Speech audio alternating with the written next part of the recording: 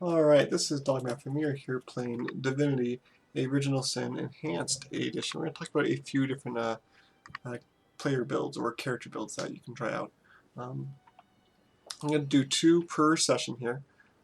First two that I'm going to cover are ones that I call the Wand Witch, which is a very high damage ranged A attacker build. And the second one is going to be kind of a control melee fighter. Um, Now, before you pick your kind of roles here, and these ones can be kind of translated into other characters in the games as far as NPCs, which you can pick up too. Um, before you kind of pick your main roles, you want to think about who you want as your companions, because they can kind of fill out a lot of these roles too. So just kind of keep that in mind. So the first one here that I'm going to go for is the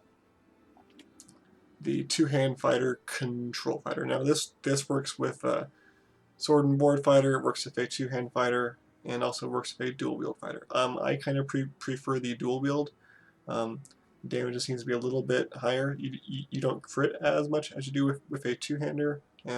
Shield I really don't like.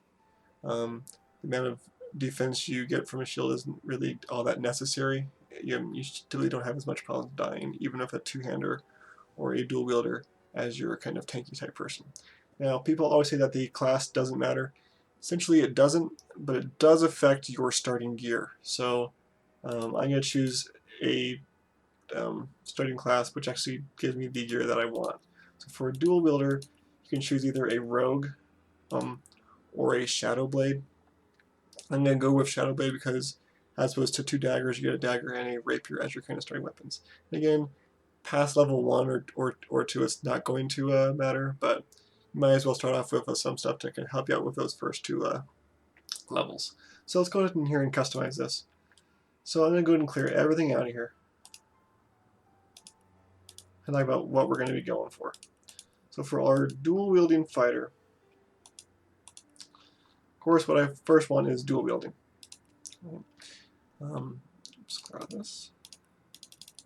What dual wielding is going to do is it's going to make it so that first of all, there's less of a penalty for the dual wielding, and then also it's going to reduce the number of AP that it costs per action.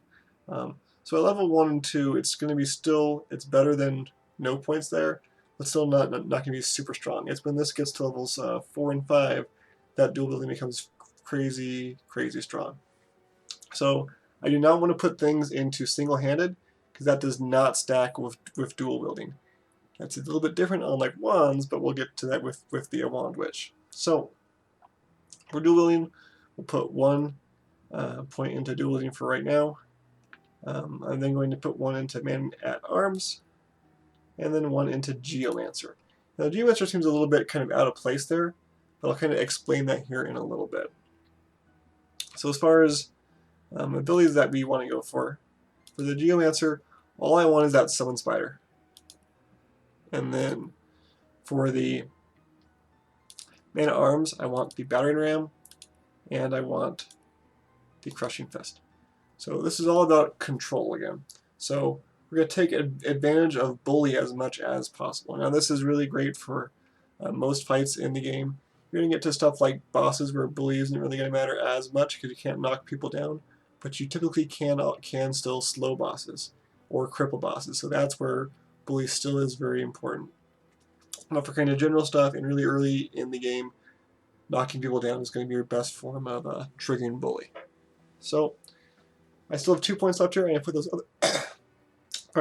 those other 2 into dual wielding. If you really want to be a little bit more tanky, you could go into some of the defense talents here. And again, early on in the game, you're really not going to need those defense talents all that much. So I'm going to go for dual wielding just to kind of help us do a little bit more damage and take off a few more AP from our attacks. So when it comes to our attributes, we do not care about dexterity, we do not care about intelligence. We care a little bit about perception. That's going to help us crit a little bit more, and our accuracy, or sorry, not our accuracy because we're not an archer. It'll help us with our crits. But again, we're not really kind of crit focused. If you're two-handing, you do want a bit more perception because crits are a little bit more important to your damage there. So I want to focus a little bit on con. I'm not really in super tanky here, but I also want quite a bit of speed and then quite a bit of strength. So I'm going to go kind of 7, 6, 7 there. Just because whenever you're focusing primarily on your dual wielding or lots of kind of auto A attacks, you want to have a high speed so you have as many action points as possible per turn there. So got a decent build here, looking good. Let's take a look at our talents. What I want talent-wise is going to be Bully, because Bully is just great on almost everybody except for maybe like Pure Caster. And then I'm also going to go for, let's see, what else can we go? A little bit of options on your second one. Zombie is one that people really underestimate. I've done quite a few all zombie rounds, and they actually work out pretty well, especially if you just get your entire party up to level 2 Geomancy, and then get that that really basic poison damage spell. The one downside of running zombie is if you get poison on you, that's great, but then fire can really kind of keep you from healing yourself up. So a little bit of a trade-off there, but it is quite fun if you want to try it. I'm gonna say thick skin, just because it's going to give us a little bit more armor. We're going to be getting that man at arms up to level 5 by the end of the game anyway, so we're going to go ahead and try for that one. Just gives us a little bit more armor. Should be doing a little bit better there. So there it is. It's our kind of basic build for our kind of two-hand fighter.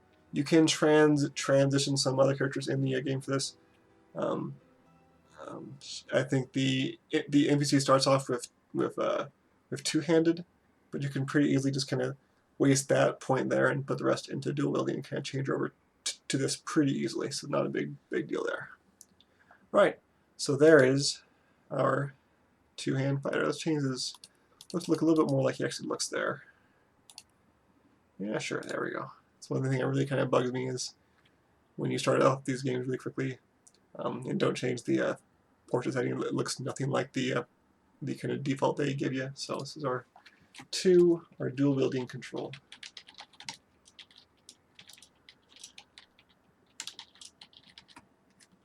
All right. So let's take a look at my favorite build ever, which is the Wand Witch. I was like, oh, let's just go ahead and name it now. For the Wand Witch.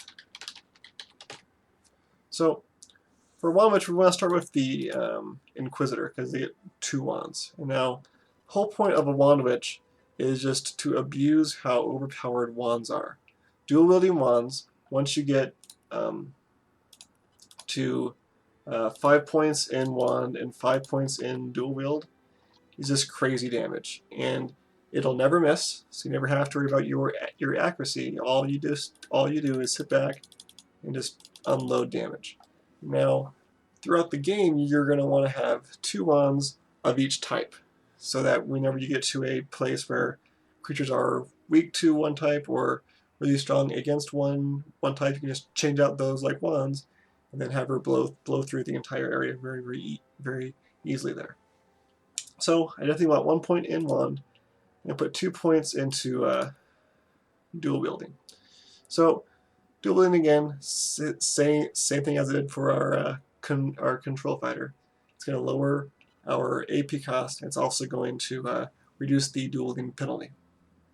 Now what's nice here is getting a point in wand does work. It doesn't work for both wands, but it does work for your main hand wand. So my main hand wand will now do 10% more damage, and that's going to go up by 10% each time I put more points in here. So my main hand wand will be doing a whole lot of damage. And then my offhand wand still does quite a bit of damage. So those two things together just really outputs a ton of damage. And once you get to 5 points in dual wielding, it's costing you like 3 AP to do a basic A attack, and you can get maybe 4, sometimes 5 of those A attacks off, and you're just unloading a ton of damage. So it's very strong there. Alright, so again, the last point here, we're going to put it into Witchcraft, hence it being a Wand Witch. The reason that I like this is because Witchcraft spells, they're really good, but they're really not good just offensively by themselves. Things like Vampiric Touch, okay, you're going to do a little bit of damage, but that's kind of worthless. But the big one here is Oath of Desecration. Oath of Desecration increases your damage by 40%, which is a lot, especially when you're already doing plenty, and we're going to put Bully on top of that. So it's disgusting the amount of damage which this will help us do. I'm taking these other two purely because I have nothing else to take, and it won't let you take other things. Malediction, it's kind of nice. You can curse and weaken people, but typically I am just trying to kill them as fast as like possible versus doing that. I'm going to put a few points into intelligence. So notice that if I get up to an intelligence of 7, my Oath of Desecration is at a 90% chance of triggering. I kind of want that to get to 100, so I definitely want kind of 8 points there. I'm only going to put it at 7 though, because I'm going to take a talent which is going to give me that extra point. Now all the rest, we want points into speed, and we want points into perception. Now the rest of the game, that's all I do is dump into speed and perception. I want to keep those kind of even. Speed is a little bit more of a priority there. You can put a few points in con if you're feeling a little bit weak, but that's what's going to help you do the most damage possible. So then looking at talents, I'm going to take once again Bully, because Bully does work with wands. Bully does say, hey, against non-magic A attacks, wands do not count as magic. So it's magical damage, but not a magic A attack. That's really just spells, which doesn't affect there. And then our second one is going to be Know-It-All. 3 point of in intelligence. Just have someone else do the talking and like bargaining for your group, and you're good to go there. All right, so I want to talk about a few little. I've tried some different variations on this wand witch, and you can try these out too. If you want to kind of go a little bit more utility here, you can also dump take off that 2 in dualism for right now, and try and pick up a point of Scoundrel. Now you really only need 1 point ever, and that will allow you to get some of the best things in the game, which are fast track and walk in shadows. Now fast track is really good for just giving you haste in a battle, which gives you more action points, which actually is kind of what makes this a useful thing still. Walk in shadows, purely a utility thing that lets you basically steal everything that you want and get as much gold as you want from the very first town. So the downside there is you kind of need to put some points into dexterity for those to work out. So if you get some points into dexterity, I think you need 8 before you have a 100% chance there of having those cast. Walk in shadows is not a huge deal if that doesn't cast, because you're out of combat most of the time when you're going to be casting it. But the fast track, you want to cast that haste very first thing. If it doesn't trigger, you just wasted some action points. But again, that caused you to kind of burn a whole lot of your points there, and then your speed and perception's kind of low right off the bat.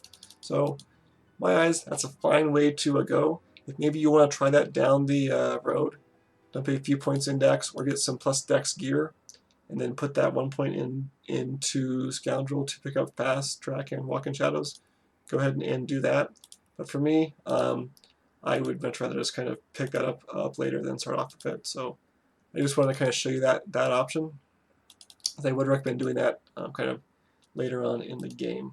And then that last point, you can put it into like Lore Master or Geomancer, something more kind of for utility for you. All right, and we got our talents, Bully, Know-It-All. All right, so let's try this out.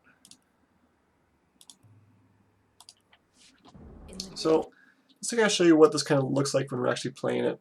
We're going to go in here and do 1 or 2 fights to just kind of show what this actually looks like when it's being played. So again, the reason I took Geomancer is that summon, having a summon, even a weak one like Summon Spider, is very important for kind of starting hard fights, especially when you're kind of a more low health, high damage, kind of a glass cannon type build. It allows you to kind of pull from ways away. So I pulled this fight from way back here, so now I have a lot more kind of help with my range. So let them go ahead and do their little opening spiel here. And we'll head up there, and I probably shouldn't have pulled from this far back just because I'm going to have to walk up to fight them.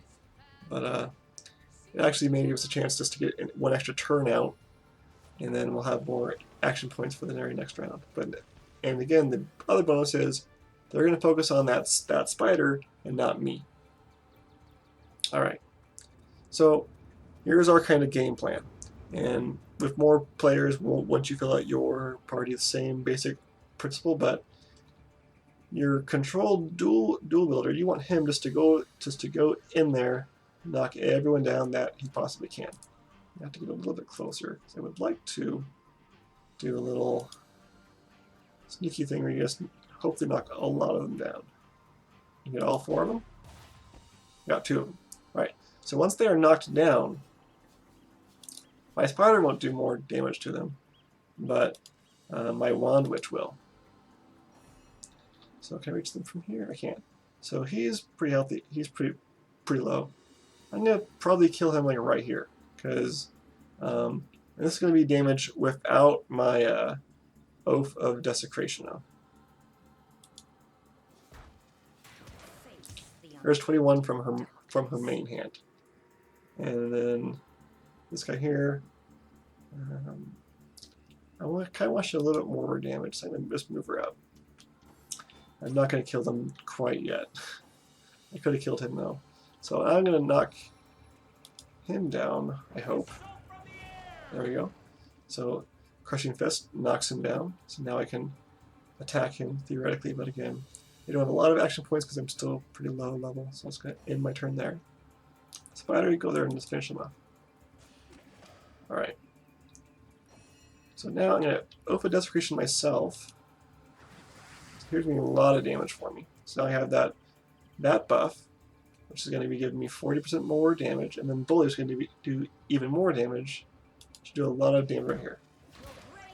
There was 28 first level in the very first fight. So again, like I said, Wand Witches, it's a lot of damage. Pretty disgusting as you kind of get it. So we'll do one more fight just to kind of show it, and how you can start a fight, which is a non-pulled fight. So let's kill these 2 guys. Alright. So get my cooldowns up. I'm going to go ahead and summon. Oh, should have waited because I want this to be up. Oh well. So typically you want to wait for your Oath of Desecration to pop up.